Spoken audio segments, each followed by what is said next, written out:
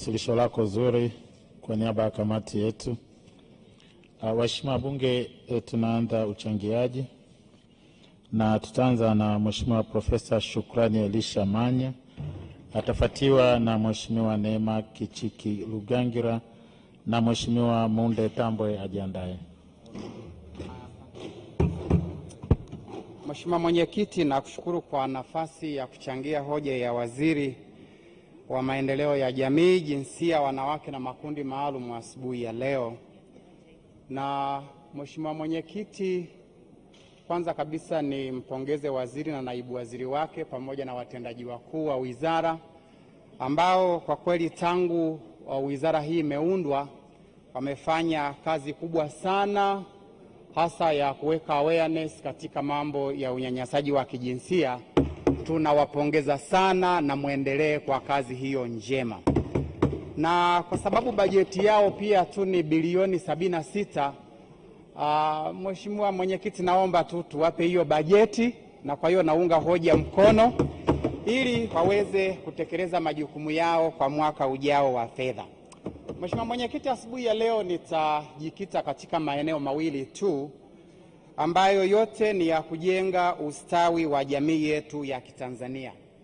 Na katika kusema hivyo ninaelekea katika msingi muhimu sana wa ustawi wa jamii yetu ambao ni ujenzi wa familia iliyo bora.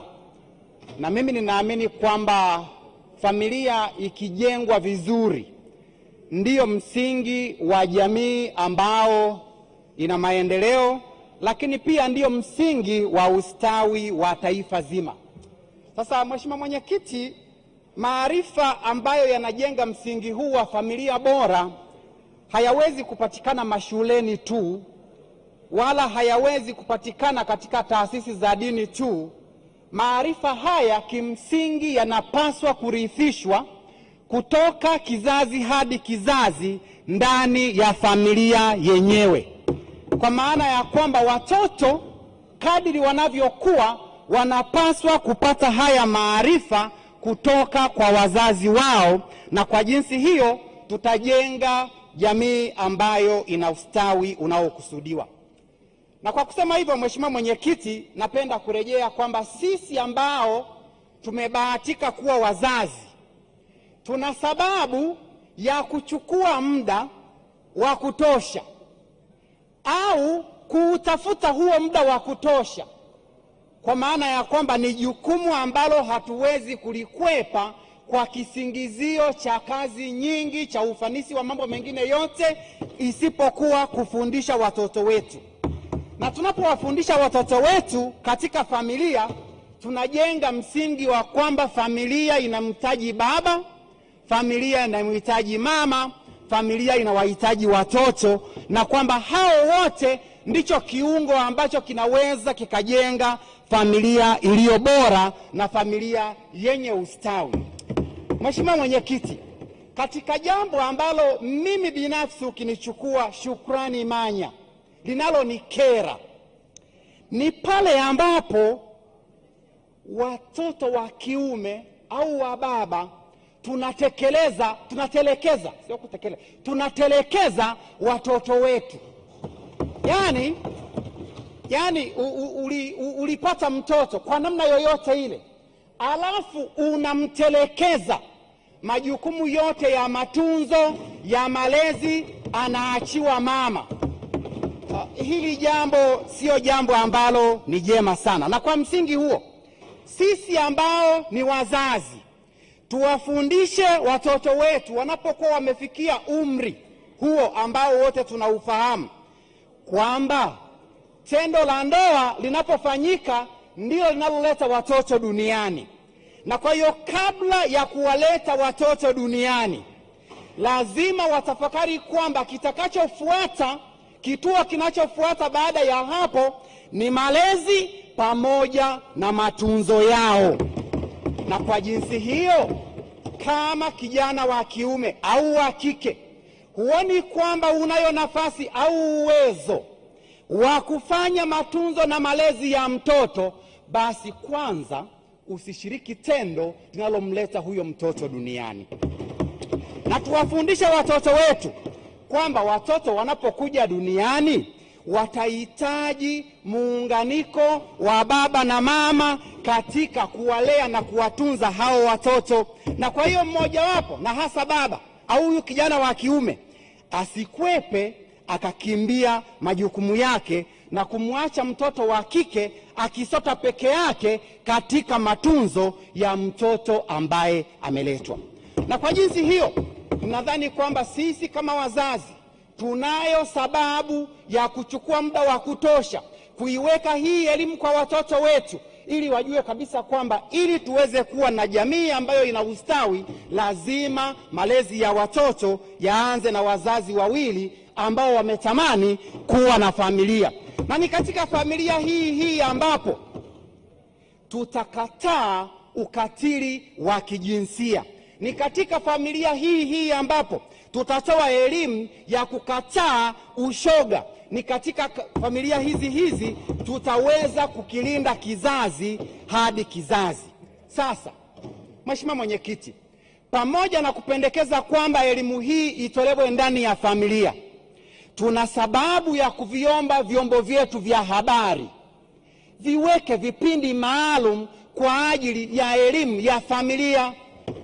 Yaani utakuta TV news, media outlet nyingi haziweki kipindi hata kimoja katika jambo hili la msingi ambalo ndilo linalojenga ustawi wa jamii yetu. Kwa hiyo pendekezo langu, Mheshimiwa Waziri, asubuhi ya leo ni kwamba tuviombe vyombo vyetu vya habari elimu hii ya ustawi bora wa familia viingizwe, viwe na kipindi maalum kwa ajili hii, ili elimu hii iendelee kutolewa kila mahali. Na elimu hii itakapokuwa imekuzwa sana katika familia zetu, iwe ni nyumbani, iwe ni katika taasisi za dini, iwe ni katika media outlets, maana yake ni kwamba itasaidia sana taifa kupunguza watoto wa mtaani. Mheshimiwa Mwenyekiti, hakuna mtaa unaobeba mimba kwamba mtaa unazaa watoto wakawa wa mitaani. Hapana, ni kwa sababu mzazi mmoja amekataa majukumu yake, hatimaye tunapata watoto wa mitaani. Kwa hiyo hakuna mtaa wenye watoto ni wa baba na mama, na elimu hiyo lazima ikuzwe katika familia zetu. Jambo jingine, Mheshimiwa Mwenyekiti, ukiangalia nchi yetu ya Tanzania ukaitazama katika picha ya ujumla, unagundua kwamba tatizo la udumavu wa watoto walio chini ya miaka 15 eti linapatikana katika mikoa ya Kigoma, Katavi, Njombe, Songwe na Rukwa. Lakini mikoa hii ndiyo yenye utoshelevu wa chakula, yaani ndiyo ambayo inapeleka chakula sehemu zingine kwa wingi, lakini huko ndiko kuna udumavu wa watoto. Kinachopungua hapa, Mheshimiwa Mwenyekiti, ni elimu ya lishe bora, na katika hili nimtaje Mheshimiwa Lugangira ambaye kwa kweli kila mara anaposimama huwa anaongelea juu ya lishe bora. Mheshimiwa Mwenyekiti, naomba nitoe uzoefu binafsi. Wakati fulani nilikuwa nafundisha watoto kati ya umri wa miaka 9 hadi miaka 15. Siku hiyo nikawatania kidogo, nikawauliza, ninyi chakula chenu mnachokipenda ni nini? Wakanijibu pizza, wakanijibu baga. Alafu baadaye wakaniuliza, kwani wewe mwalimu chakula unachokipenda ni nini? Nikawaambia ugali dagaa. Wale watoto nikamwambia ugali dagaa na matembele ndio my best meal. Watoto wale walicheka wakagalagala.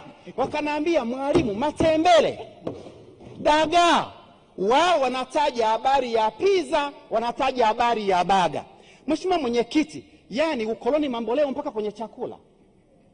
Yaani pizza na baga, vyakula vya watu wengine huko, ndio vinataka kuonekana kwamba ndio vyakula bora ndani ya nchi ya Tanzania. Mheshimiwa Mwenyekiti, tuna sababu kama nchi sasa tuna utoshelevu wa chakula kupeleka elimu bora ya lishe katika jamii ya Kitanzania, kwa sababu hii habari ya kupenda chakula cha wengine tukaacha vyakula vyetu vya asili sio sawa.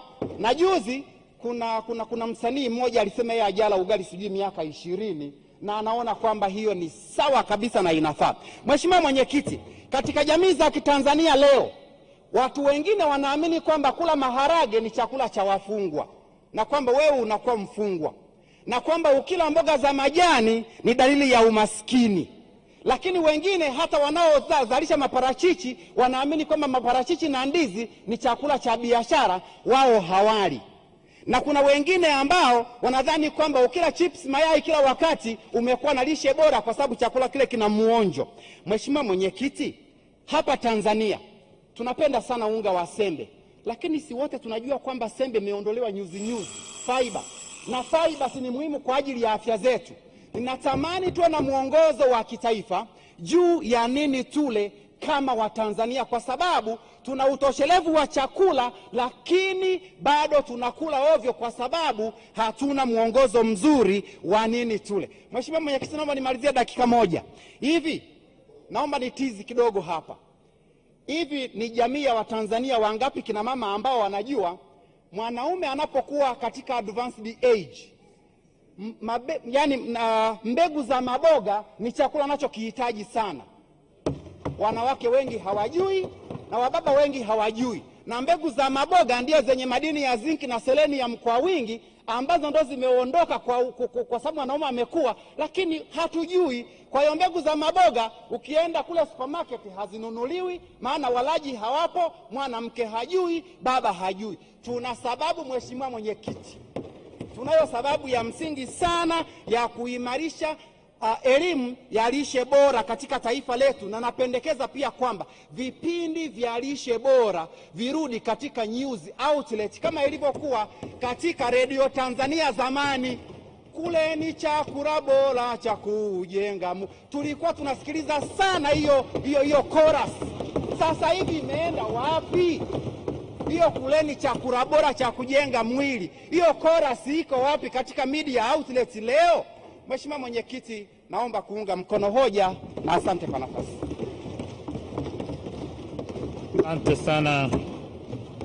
Asante sana Mheshimiwa Profesa Elisha Manya. Nadhani nimesikia habari za mbegu za maboga huko.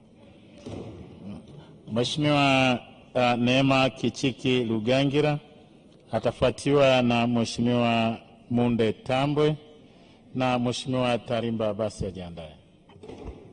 Asante Mheshimiwa Mwenyekiti, nianze kwa kumpongeza sana Mheshimiwa Profesa kwa mchango mkubwa na mzuri kwenye eneo zima la lishe. Na ni kweli kabisa lishe bora ni jambo la msingi sana, na ndilo ambalo linapelekea kutuhakikishia kama taifa kulinda rasilimali watu.